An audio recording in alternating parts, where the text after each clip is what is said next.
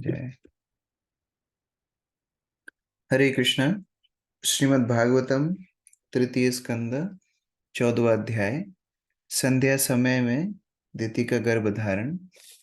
हम लोग पढ़ रहे हैं किस प्रकार दिति को कश्यप मुनि समझा रहे हैं और समझाते हुए सर्वप्रथम उनकी प्रशंसा कर रहे हैं किस प्रकार एक धर्मपरायण पत्नी का कार्य होता है।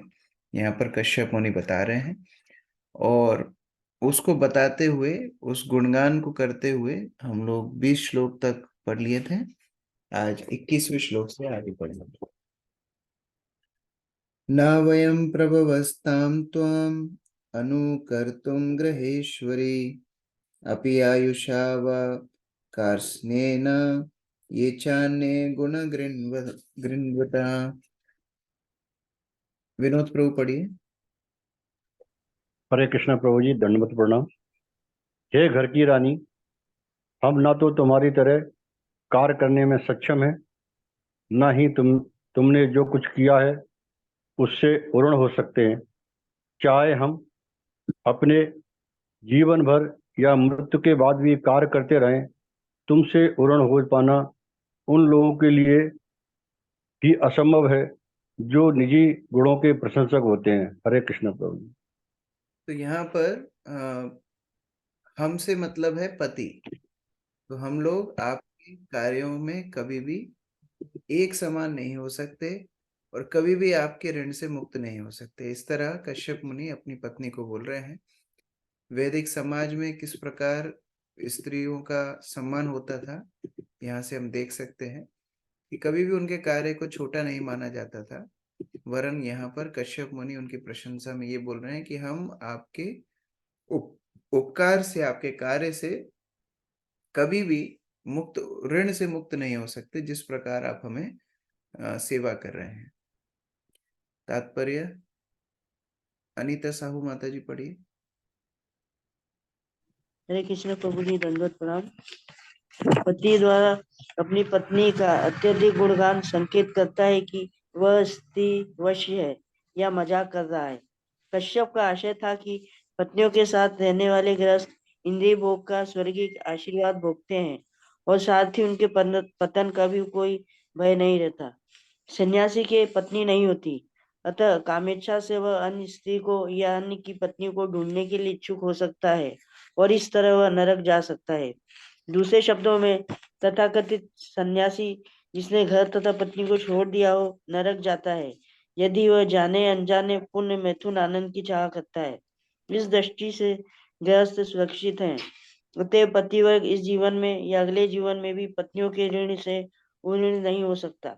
यदि वे जीवन भर इसे चुकता करते रहें तो भी यह संभावना नहीं है। किंतु सभी पति अपनी पत्नियों के सद्गुणों की सराहना नहीं कर पाते। किंतु यदि कोई इन गुणों की सराहना करने में समर्थ हो भी जाए तो भी पत्नी के ऋण से उऋण हो पाना संभव नहीं है। पति द्वारा अपनी पत्नी की ऐसी असाधारण प्रशंसा निश्चय ही प्रयास की मुद्रा है। हरे कृष्ण।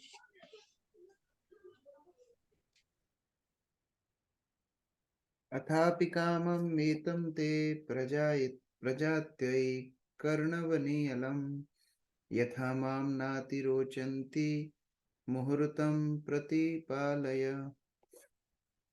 गायत्री माता जी पढ़िए, अनम्यूट कीजिए। हरे कृष्ण प्रभु जी। यद्यपि मैं तुम्हारे ऋण से उत्तीर्ण नहीं हो सकता, किंतु मैं संतान उत्पन्न करने हेतु तुम्हारी कामेच्छा को तुरंत संतुष्ट करूंगा। किंतु तुम केवल कुछ क्षणों तक प्रतीक्षा करो, जिससे अन्य लोग मेरी भर्त्सना न कर सके। हरे कृष्ण प्रभु। कश्यप मुनि बोल रहे हैं तुम्हारी इच्छा मैं पूरी करूंगा, लेकिन केवल थोड़ी समय प्रतीक्षा करो, क्योंकि ये समय अनुकूल नहीं है। अगर इस समय पर हम इस काम क्रिया में लिप्त होंगे तो मेरी लोग भर्त्सना करेंगे, क्योंकि ये धर्म के विरुद्ध है। तात्पर्य नीतू माता जी पढ़िए। कृष्णा प्रभु जी, धन्यवाद प्रणाम। तात्पर्य, भले ही स्त्री वश पति अपनी पत्नी से प्राप्त होने वाले सारे लाभों का ऋण चुका पाने में समर्थ न हो, किंतु जहां तक कामेच्छा की मूर्ति द्वारा संतान उत्पन्न करने की बात है, किसी भी पति के लिए यह तनिक भी कठिन नहीं है, जब तक कि वह नितांत नपुंसक न हो। सामान्य परिस्थितियों में पति के लिए यह बहुत ही आसान कार्य है। अत्यंत उत्सुक होने पर भी कश्यप ने अपनी पत्नी से कुछ क्षणों तक प्रतीक्षा करने के लिए कहा, जिससे अन्य लोग उसकी निंदा ना कर सके। ये वे अपनी स्थिति की व्याख्या इस प्रकार करते हैं। हरे कृष्ण प्रभु जी। श्लोक संख्या 23। एषा घोरात्मवेला घोराणां घोरदर्शना चरन्ति यस्यां भूतानि भूतेश्वर चराणिः। तो अभी कारण बता रहे हैं कि क्यों रुकने के लिए बोल रहे हैं, क्यों इस समय पर वो क्रिया नहीं हो सकती है संध्या वंदन के समय, संध्या के समय, क्या कारण है, अभी कारण को बता रहे हैं। आशीष प्रभु पढ़िए। हरे कृष्ण प्रभु जी, दंडवत प्रणाम। यह विशिष्ट वेला अति अशुभ है, क्योंकि इस वेला में भयावह दिखने वाले भूत तथा भूतों के स्वामी के नित्य संगी दृष्टिगोचर होते हैं। हरे कृष्ण प्रभु। तो यहाँ पर बता रहे हैं कि भगवान शिव जो भूतेश्वर हैं और अपने परिकर भूतों को साथ में लेकर के इस संध्या के समय पर विचरण करते हैं, तो इसीलिए इस समय पर ये संभोग क्रिया करना ये धर्म विरुद्ध है। तात्पर्य मधु माता जी पढ़िए। हरे कृष्ण प्रभु जी, दंडवत You can प्रणाम। do that in the contacts app. Shiv या रुद्र भूतों के राजा हैं। भूत गण शिव की इसलिए पूजा करते हैं कि धीरे धीरे वे आत्म साक्षात्कार के मार्ग पर अग्रसर हो सके। मायावादी दार्शनिक अधिकांशतः शिव के पूजक होते हैं और श्रीपाद शंकराचार्य को शिव का अवतार माना जाता है, जो मायावादी दार्शनिकों को ईश्वरहीनता का उपदेश देते हैं। भूतों के भौतिक शरीर नहीं होते, क्योंकि वे तो माता जी घोर पाप कर्म किए रहते हैं, जैसा कि आत्महत्या। मानव समाज में भूत जी समझ में नहीं आ रहा किधर पढ़ रहे हैं माता जी। ये नीचे का तात्पर्य पढ़ रहे हैं माता जी, ऊपर वाला तात्पर्य पढ़ना है, ये वाला। कश्यप अपनी पत्नी, सॉरी प्रभु जी। कश्यप अपनी पत्नी दित्य से पहले ही क्षण भर के लिए प्रतीक्षा करने हेतु कह चुके हैं। अब वे उन्हें आगाह करते हैं कि यदि इस विशेष वेला पर ध्यान नहीं दिया गया तो इस वेला में अपने स्वामी रुद्र के साथ इधर उधर विचरण करने वाले भूत प्रेत अवश्य दंड देंगे। हरे कृष्ण। दंड इस समय पर बहुत सारी चीजें निषेध हैं, जैसे खाना निषेध है, सोना निषेध है, किसी भी प्रकार की अपवित्र क्रिया करना निषेध है। उस समय पर सामान्यतः जो वैदिक धर्म पालन करने वाले ब्राह्मण हुआ करते थे, वो लोग संध्या के समय पर स्नान करके संध्या वंदन करते थे। तो इसी तरह भक्त लोगों को भी उस समय पर भगवान के नाम का जप इत्यादि करना चाहिए और यह सब क्रियाओं से बचना चाहिए। श्लोक संख्या 24। एतस्यां साध्वी संध्यायां भगवान भूत भावना परितो भूत पार्षदभिर् वृषेनाटाति भूतरात्। प्रमोदानंद प्रभु जी पढ़िए।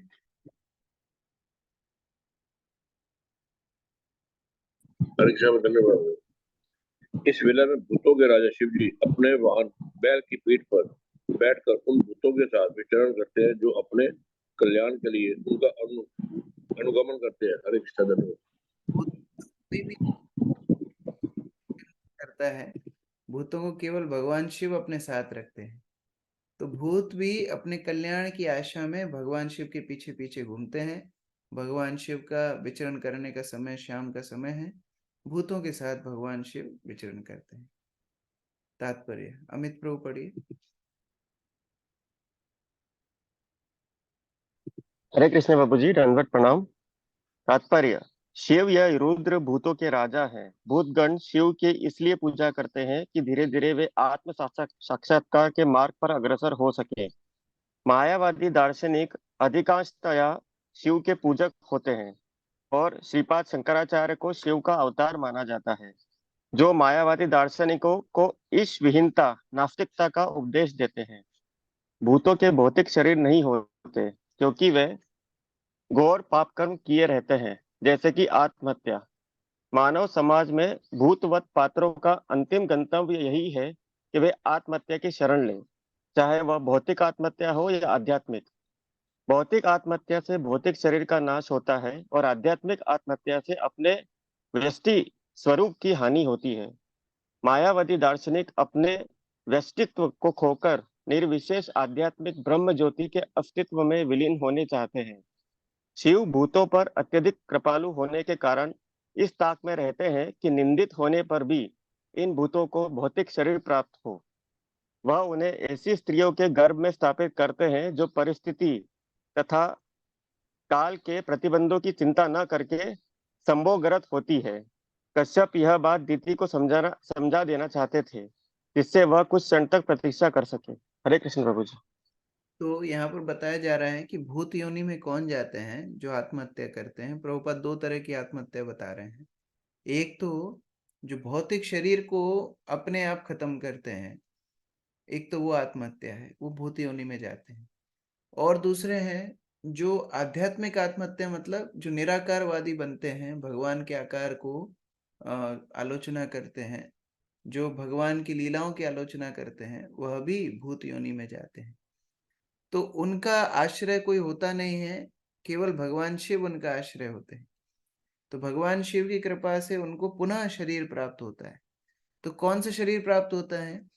जो पति पत्नी धर्म विरुद्ध काम में लिप्त होते हैं, जो समय परिस्थिति के कोई भी ठीक आयोजन ना करते हुए संभोग करते हैं, ऐसे संतान भूत होते हैं। जो भूतों को ऐसे गर्भ में स्थान दिया जाता है कि ठीक है, ये धर्म विरुद्ध संतान चाहते हैं, तो ठीक है, भूतों को उनके गर्भ में प्रवेश दिया जाता है। कहने का तात्पर्य उनकी संतान धर्मपरायण नहीं होती, उनकी संतान भी पाप परायण होती है, क्योंकि पाप क्रिया से की हुई संतान उत्पत्ति पाप को ही जन्म देती है। तो उनकी जो संतानें होती हैं वो फिर बाद में जाके पाप करते ही करती हैं। शमशान चक्रानिरधूलिधूर्म धूम्र विकीर्ण विद्योत जात कलापः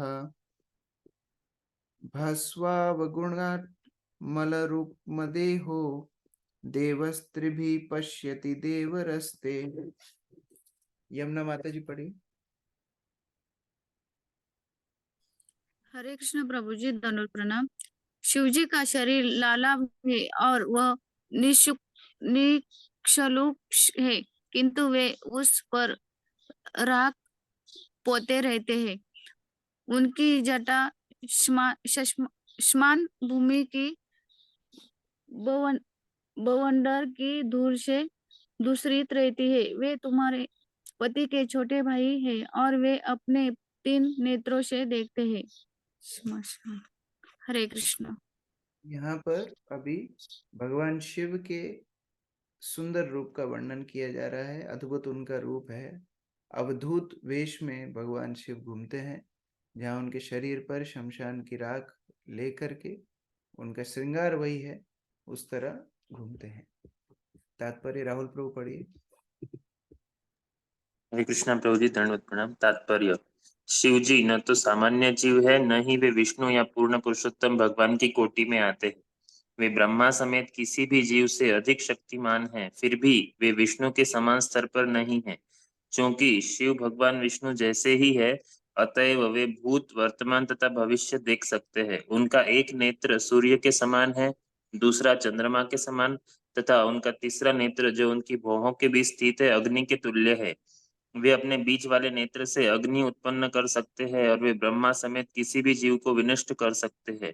फिर भी वे न तो किसी अच्छे घर में तड़क भड़क से रहते हैं, न ही उनके कोई भौतिक संपत्ति है। यद्यपि वे भौतिक जगत के स्वामी हैं, वे अधिकांशतया शमशान में रहते हैं, जहाँ शव जलाए जाते हैं, और शमशान के बवंडर की धूल ही उनका वस्त्र है। वे भौतिक कलमश से रंजित नहीं होते। कश्यप ने उन्हें अपना छोटा भाई माना है क्योंकि दिति कश्यप की पत्नी की सबसे छोटी बहन शिवजी को ब्याही थी। बहन का पति उसका भाई माना जाता है। उस सामाजिक संबंध से शिवजी कश्यप के छोटे भाई ठहरे। कश्यप ने अपनी पत्नी को आगाह किया कि क्योंकि शिवजी उनको समग्र देख लेंगे इसलिए यह वेला उपयुक्त नहीं है। हो सकता है कि दिति तर्क करती कि वे किसी एकांत स्थान में संभोग करें, किंतु कश्यप ने उन्हें उससे स्मरण कराया कि शिवजी के 3 नेत्र हैं जो सूर्य, चंद्रमा तथा अग्नि कहलाते हैं और कोई भी उनकी दृष्टि से बच नहीं सकता। जिस तरह विष्णु की दृष्टि से कोई भी नहीं बच सकता। यद्यपि अपराधी को पुलिस देख लेती है किंतु कभी कभी उसे तुरंत दंड नहीं मिलता। पुलिस उसे दंड दिलाने के लिए उचित समय की प्रतीक्षा करती है। संभोग के लिए निषिद्ध वेला शिवजी द्वारा देख ली जाएगी और दिति भूत जैसे चरित्र वाले या ईश विहीन निर्विशेषवादी शिशु को जन्म देकर समुचित दंड प्राप्त करेगी। कश्यप ने इसे पहले ही देख लिया था, इसलिए उन्होंने अपनी पत्नी दिति को आगाह किया। हरे कृष्णा। धन्यवाद। इस प्रकार भगवान शिव भी सर्वत्र विद्यमान है कि भगवान विष्णु के समान ही शक्तिशाली हैं, तो उनकी भी उपस्थिति हर स्थान पर हमेशा रहती है। 3 नेत्रों का वर्णन यहाँ पर प्रभुपाद जी ने किया है। सूर्य, चंद्रमा और अग्नि के समान उनके 3 नेत्र हैं। तो सब कुछ भौतिक संसार में वह देखते हैं। तो दिति की जो प्रार्थना है, कश्यप मुनि उनको समझा रहे हैं कि देखो, भगवान शिव हर वस्तु को देख रहे हैं। ऐसा नहीं हम एकांत में कोई गलत काम करेंगे तो वो देखेंगे नहीं। तो ये अनुचित समय पर अगर हम इस तरह संभोग करेंगे तो जो संतान आएगी वह भी भूत समान ही होगी, वह भी अधर्माचारी होगी। इसलिए हमको यह कार्य नहीं करना चाहिए। न यस्य लोके स्वजना परो वा नात्यादृतो नोत कश्चिद विग्रहाय वयं चरणापविद्धम माशामहिज्याम बत भुक्त भोगम। रेखा माता जी पढ़िए।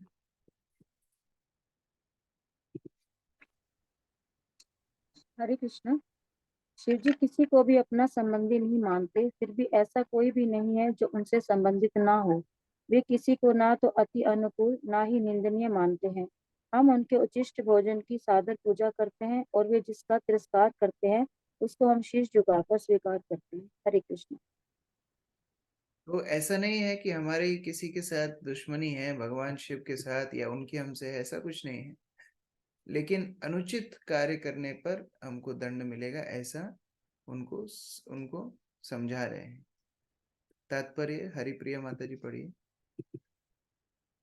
हरे कृष्ण। प्रभु जी धन्यवाद सुना। कश्यप ने अपनी पत्नी को बतलाया कि चूंकि शिवजी उनके साधु लगते हैं इसलिए उसे उनके प्रति अपराध करने के लिए प्रोत्साहित नहीं होना चाहिए। कश्यप ने उसे आगाह किया कि वस्तुतः शिवजी ना तो किसी से संबंधित हैं और ना ही कोई उनका शत्रु है। चूंकि वे ब्रह्मांड के मामले के 3 नियंत्रकों में से एक हैं, अतः वे हर एक पर समदृष्टि रखते हैं। उनकी महानता अतुलनीय है क्योंकि वे पूर्ण पुरुषोत्तम भगवान के महान भक्त हैं। कहा जाता है कि भगवान के समस्त भक्तों में शिवजी महानतम है, इसलिए उनके द्वारा छोड़ा गया भोज्य पदार्थ अन्य भक्तों द्वारा महाप्रसाद के रूप में ग्रहण किया जाता है। भगवान कृष्ण को अर्पित भोजन का उच्चिष्ट प्रसाद कहलाता है, किंतु जब वही प्रसाद शिवजी जैसे महान भक्तों द्वारा खाया जाता है तो वह महाप्रसाद कहलाता है। शिवजी इतने महान है कि वे उस भौतिक संपत्ति की परवाह नहीं करते जिसके लिए हम सभी उत्सुक रहते हैं। पार्वती जी जो कि साक्षात शक्तिमयी भौतिक प्रकृति है, उनकी पत्नी के रूप में उनके पूर्ण नियंत्रण में है, फिर भी वे उनका उपयोग रिहायशी घर बनाने तक के लिए नहीं करते। वे बिना आश्रय के रहना पसंद करते हैं और उनकी महान पत्नी भी उनके साथ विनीत भाव से रहने के लिए राजी रहती है। सामान्य जन शिवजी की पत्नी दुर्गा देवी की पूजा भौतिक संबद्धता के लिए करते हैं, किंतु शिवजी बिना किसी भौतिक इच्छा के उन्हें अपनी सेवा में लगाए रहते हैं। वे अपनी महान पत्नी को यही उपदेश देते हैं कि सभी प्रकार की पूजाओं में विष्णु पूजा सर्वोपरि है और उससे भी बढ़कर है महान भक्त की या विष्णु से संबंधित किसी भी वस्तु की पूजा। हरे कृष्ण। यहाँ पर दिति को लग सकता है कि अरे हमारे साधु ही है। दिति की बहन सती, भगवान शिव के साथ उनका विवाह हुआ था। तो हमारी कोई गलती को तो विचार नहीं करेंगे, वो तो हमारे घर के ही मेंबर हैं, कोई हम गलती करेंगे तो वो तो थोड़ी हमसे नाराज होंगे। तो कश्यप मुनि बता रहे हैं कि नहीं, ऐसा नहीं है, उनके लिए कोई संबंधी नहीं है, कोई शत्रु नहीं है, वो धर्म को परायण है, धर्म को जो उचित है वही भगवान शिव करते हैं। तो ऐसा अनासक्त व्यक्ति जो पूर्ण रूप से मुक्त है, ऐसे व्यक्ति को कभी भौतिक विचार धारणा से नहीं देखना चाहिए। भगवान शिव इतने अनासक्त हैं, इतने विरक्त हैं कि शमशान की धूली उनके वस्त्र हैं, उनके आभूषण सांप बिच्छू इत्यादि हैं, और घर के नाम पर केवल हिमालय की चोटियों में रहते हैं। एक बार उनकी पत्नी ने, सती ने उनको बोला कि हमें घर चाहिए, तो भगवान शिव सोचने लगे, अरे बेचारी ने कभी तो कुछ मांगा नहीं, घर बना देते हैं। तो भगवान शिव ने उनके लिए घर बनाया। तो अब घर बनाया तो घर का तो उद्घाटन होना चाहिए, गृह प्रवेश होना चाहिए। तो गृह प्रवेश का आयोजन किया, ब्राह्मणों को बुलाया। तो ब्राह्मणों ने आकर के गृह प्रवेश के लिए यज्ञ किया। अब यज्ञ करने के बाद दक्षिणा की बारी आई। तो दक्षिणा देने के लिए भगवान शिव देखने लगे क्या दक्षिणा दें, क्या दक्षिणा दें। तो वो घर ही ब्राह्मणों को दक्षिणा में दे दिया। तो माता सती समझने लगी, अरे इनके द्वारा होगा नहीं। तो वो भी भगवान शिव की तरह विरक्त ही रहती हैं, दोनों विरक्त रूप से रहते हैं।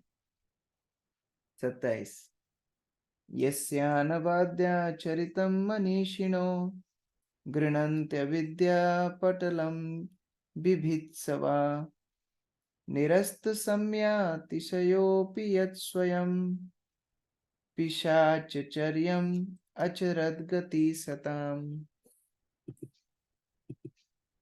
वंदना माता जी पढ़िए।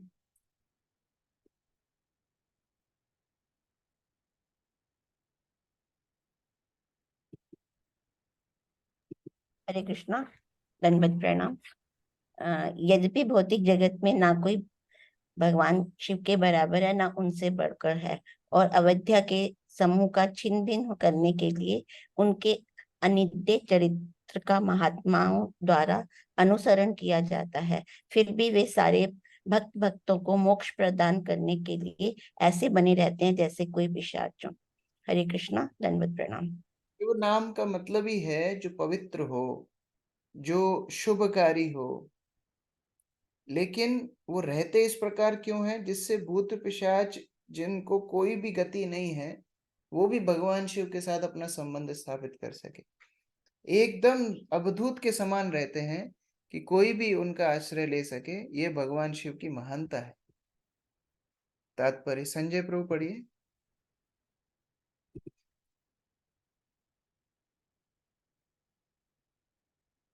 हरे कृष्ण, दंडवत प्रणाम। शिव के असंस्कृत पिशाचीय गुण कभी भी निंदनीय नहीं होते, क्योंकि वे श्री भगवान के निष्ठावान भक्तों को सिखाते हैं कि भौतिक भोग से वैराग्य का अभ्यास कैसे किया जाए। वे महादेव कहलाते हैं, और इस भौतिक जगत में न तो कोई उनके तुल्य है, न उनसे बढ़कर। वे भगवान श्री विष्णु के लगभग तुल्य हैं, यद्यपि वे सदैव माया या दुर्गा के संग रहते हैं, किंतु वे प्रकृति के 3 गुणों की प्रतिक्रिया अवस्था से ऊपर हैं।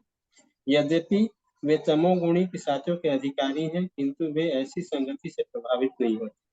हरे कृष्ण। भगवान शिव भौतिक पदार्थों के बीच में रहते हुए, माया शक्ति दुर्गा जिनकी पत्नी हो, जो भूत पिशाच के बीच में रहते हो, अपवित्र स्थान पे रहते हो, फिर भी जो शिव हैं, फिर भी जो पवित्र हैं, वही वैष्णव है।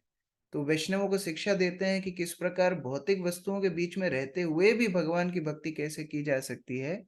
ये भगवान शिव पूरे भौतिक संसार में एक सबसे बड़े उदाहरण है वैष्णव बनने की। हसन्ति यस्य चरितं हि दुर्भगा स्वात्मं रतस्य विदुषा समीहितम् यैर्वत्सरमाल्याभरणानुलेपनै स्वभोजनं स्वात्मतुप्योपलालितम्।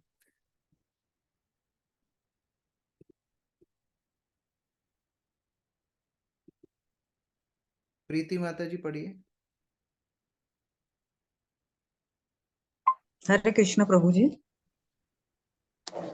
प्रभु जी, मुझे अक्षर दिखते नहीं मोबाइल के प्रभु जी। ओके, किरण माता जी पढ़िए।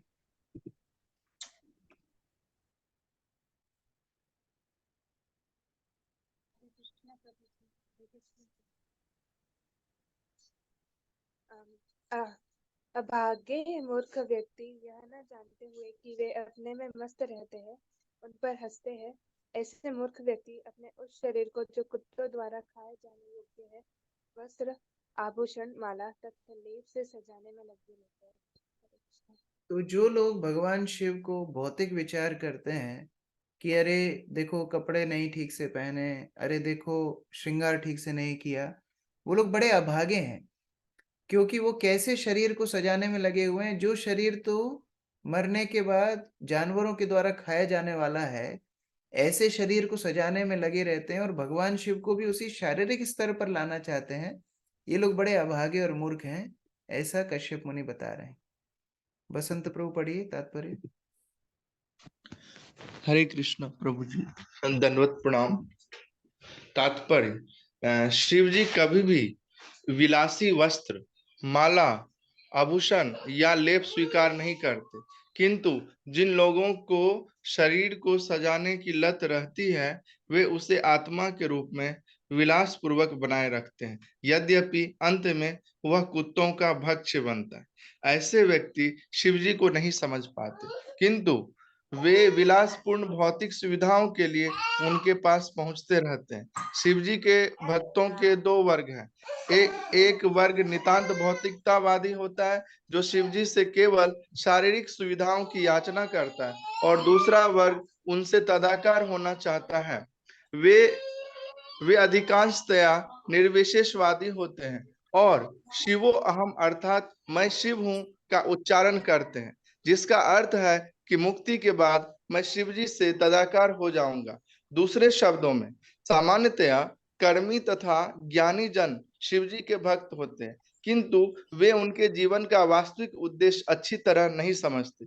कभी कभी शिव जी के तथाकथित भक्त विषैले मादक द्रव्यों का उपयोग करके उनकी नकल करते हैं।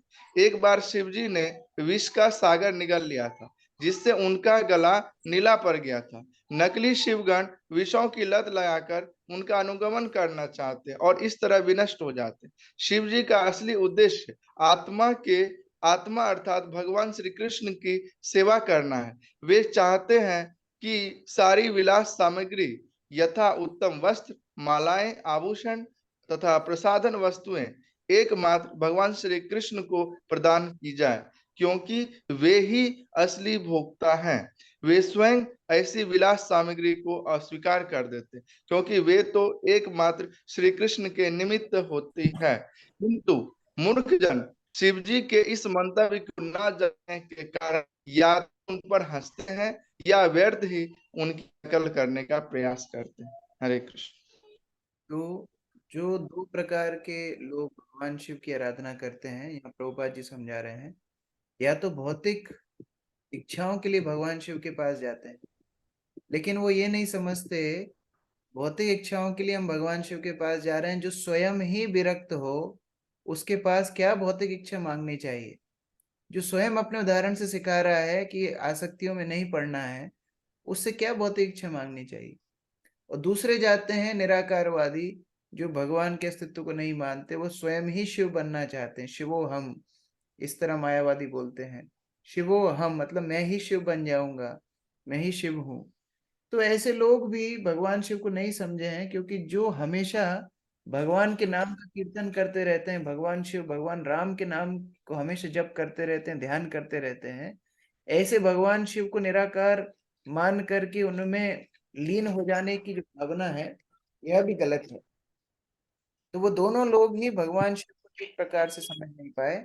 भगवान शिव विरक्त रहते हैं, क्योंकि वो जानते हैं कि सारी जो सृष्टि है वो भगवान की प्रसन्नता के लिए है। तो भक्त का भाव यही होता है कि मैं अपनी इंद्रिय तृप्ति के लिए कुछ इस्तेमाल नहीं करूंगा, सब कुछ भगवान की सेवा में लगाऊंगा।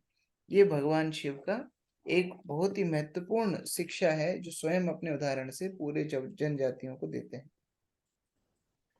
ब्रह्मादयो यत् कृत सेतुपाल यत् कारणं विश्वमिदं च माया आज्ञाकरी यस्य पिशाचचार्या अहो विभूमंश्चरितं विडम्बनम्।